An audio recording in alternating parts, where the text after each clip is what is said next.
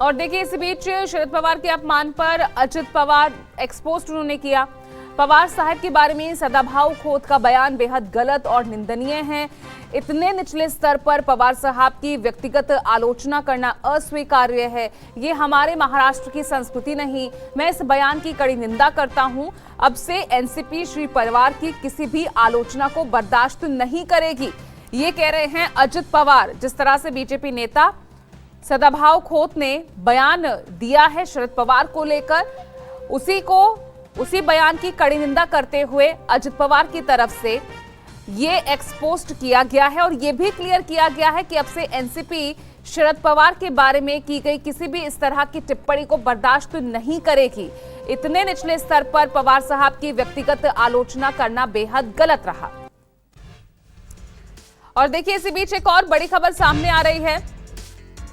सदाभाऊ खोत के बयान पर राउत का पलटवार। संजय राउत भी पलटवार करते नजर आ रहे हैं। देवेंद्र फडणवीस के कुत्ते गंदगी से भौंकते हैं, ये कह रहे हैं। महाराष्ट्र को शर्म आती है। तो संजय राउत भी किस तरह से बरसते नजर आ रहे हैं सदाभाऊ खोत पर। ऐसे नेता जो महाराष्ट्र का है, महाराष्ट्र से है, हम उनका आदर करते हैं, उनके पैर छूते हैं। लेकिन देवेंद्र फडणवीस के दो कुत्ते हैं, हाँ, वो हमेशा इस गंदगी से भूंकते हैं। चाहे शरद पवार साहब हो, चाहे और नेता हो, महाराष्ट्र को शर्म आती है। पवार साहब एक ऐसे नेता है जो बीमार चल रहे हैं, फिर भी महाराष्ट्र के राजनीति में सीना तान कर खड़े हैं और हमें अभिमान है कि पवार साहब हमारे नेता है।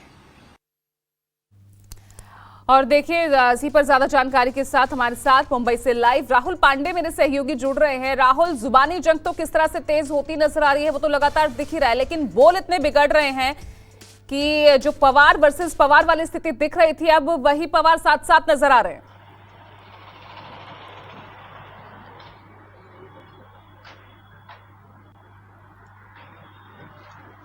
देखिए, बिल्कुल जैसे जैसे विधानसभा चुनाव की तारीख महाराष्ट्र में नजदीक आ रही है, वैसे वैसे नेता जो हैं प्रचार प्रसार में जुट गए हैं, अपने अपने उम्मीदवारों के लिए वोट मांग रहे हैं। इसी कड़ी में कल सांगली जिले के जाट विधानसभा क्षेत्र में महायुति के उम्मीदवार गोपीचंद पडळकर की सभा जो है वो आयोजित की गई थी। इस सभा में सदाभाऊ खोत खुद मौजूद थे। इसके अलावा मंच पर महाराष्ट्र के उप मुख्यमंत्री देवेंद्र फडणवीस भी मौजूद थे।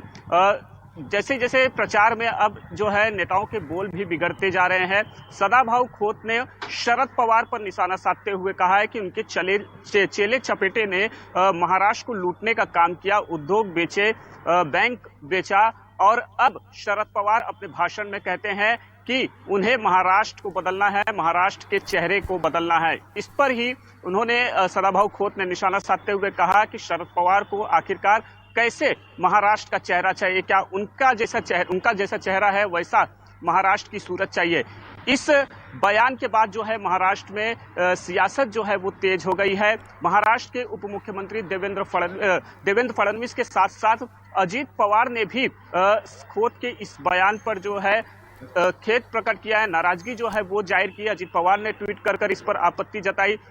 उप मुख्यमंत्री देवेंद्र फडणवीस ने भी नाराजगी जताई।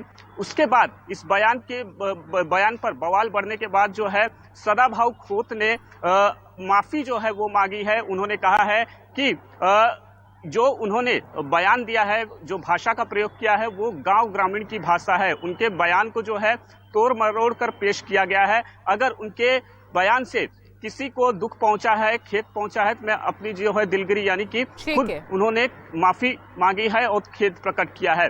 दूसरी तरफ जब शरद पवार के इस पर बयान आने के बाद राष्ट्रवादी कांग्रेस शरद पवार गुट जो भी है वो आक्रामक होते हुए नजर आया। सदाभाऊ खोत की प्रेस कॉन्फ्रेंस बिल्कुल यहाँ पर देखिए जुबानी जंग इतनी तेज हो रही है कि बोल लगातार अब नेताओं के बिगड़ते हुए नजर आ रहे हैं और उसको लेकर ही सियासत अब महाराष्ट्र में हो रही है।